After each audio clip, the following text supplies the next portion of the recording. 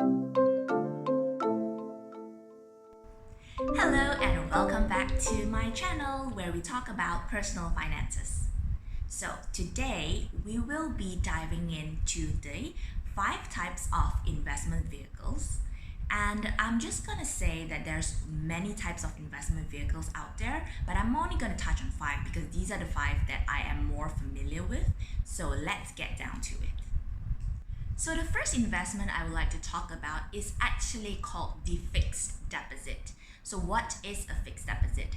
Basically, it's just the bank's way of introducing a type of investment where you can put your money in and they will basically give you a low amount of interest, which is typically a little bit higher than the normal savings account's interest rate. It is actually an investment vehicle which is good to be used if you need to secure your capital, because this capital is guaranteed by the bank and you need to use it maybe in a short period of time. For example, you can put it in as an emergency fund so that you can liquidate it easily, or you can put in your funds or goals for short term. So the downside to a fixed deposit is, of course, if you have a low risk, you have a low return. So the typical return rate of a fixed deposit now is around 1.5 to 2% per annum. And the other thing is that you will also need to put it in for a period of 1 month to 18 months. So if you withdraw your money before the maturity period, then you will experience an interest rate penalty where you will only get back your capital but not the interest that is earned on that capital. So the second investment that I would like to talk about is the Amanah Saham Bumiputera, also known as ASB. Now this is pretty well known in Malaysia because it is a fixed price equity income fund, which also means that your capital invested is guaranteed. It has been churning out a return of about like 8% in the previous years, but now because of the economic situation, last year I think they declared about 5 to 6%, which is also really good, taking into the account that your capital is not going to have any sort of fluctuation. ASB is only available for Bumiputera, and the minimum amount that you can put in is only like 10 ringgit, and the top up value is 1 ringgit. So it's really relatively a low barrier to entry as long as you open up an account via ASB or through their agent banks. The limit to actually input your money in this type of investment is 200,000. Let's talk about Robo-advisory platforms. Basically what these are just like a platform that is used to sort of help you diversify the money that you put in into different funds and different geographical areas based on your risk tolerance and preference, and all these things are being done instead of a typical fund manager. It is done by the algorithm of the Robo-advisory. Talking about the pros of using a robo-advisory platform, because I just recently experienced it, is that the setup is seriously super easy. I don't even have to go anywhere except to submit my forms and pictures online. Then I think after like 3 business days, I have my account open and ready to go. So number 1, it's really easy to set up. Number 2, the minimum amount of investment is like RM1. So that's like really, really low if you think about it. Number 3, the fees that they charge are typically lower than what you would be charged if you are going for a very traditional unit trust or mutual fund. So that is also another thing that I like about these platforms. Number 4, there is a lot of transparency on the application that I'm using, where I can see the day-to-day changes of the value of my portfolio, which I really like compared to when I invested in unit trust.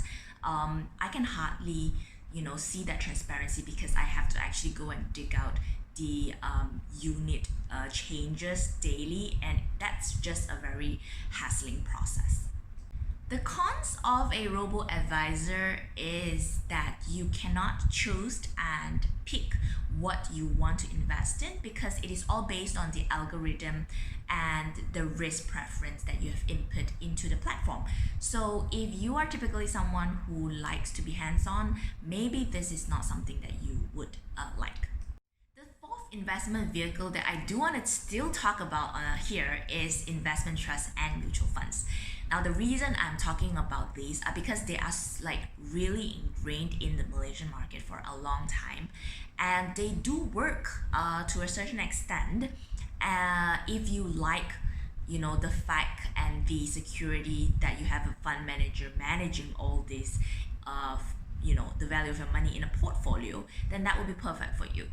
But I do have to highlight the cons of it, which is there is a much higher fee because you have sales charges and then you have the management fees. All in all, you actually do get a lot of your management fees and this kind of charges eating into your returns.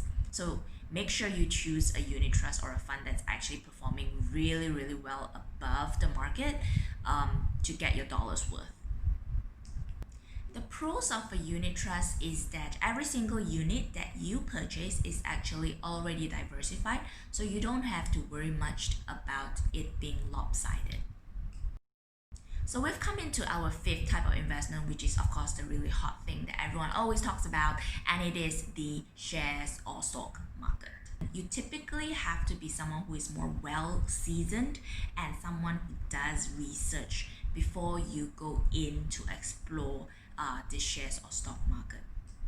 To purchase shares on the stock market, you need to first set up your CDS account, and then after setting up that CDS account, you can go and start purchasing your shares.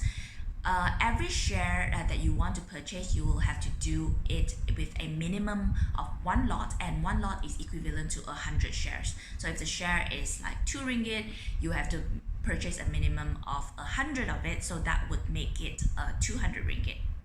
On top of the share price, you also need to pay a brokerage fee, and the brokerage fee will depend on which broker you use. It could be as cheap as 8 ringgit per transaction or as expensive as 28 ringgit minimum per transaction. And what I do want to say is please do your research on which brokerage to use, because brokerage fees can add up to a lot of money if you are an active trader. The other downside to actually investing yourself into the stock market is that it is not as easy to diversify your portfolio. So imagine if you want to buy shares from different companies, you have to actually do also calculate how much shares to purchase in each company to make sure that your entire portfolio of shares is actually diversified enough. Holding a share means that you are partly owning the company. So if the company does well, the share price increases, it's great for you. But if, let's say, overall the economy is not doing well, or if the company had made certain losses, then your share price may fall to a value which is even lower than the purchase price. So that is the volatility and the risk that you have to take if you want to invest in stocks individually. That is my 5 types of investments that I would like to talk today. I hope you've learned something, and I'll see you again next week. Bye bye.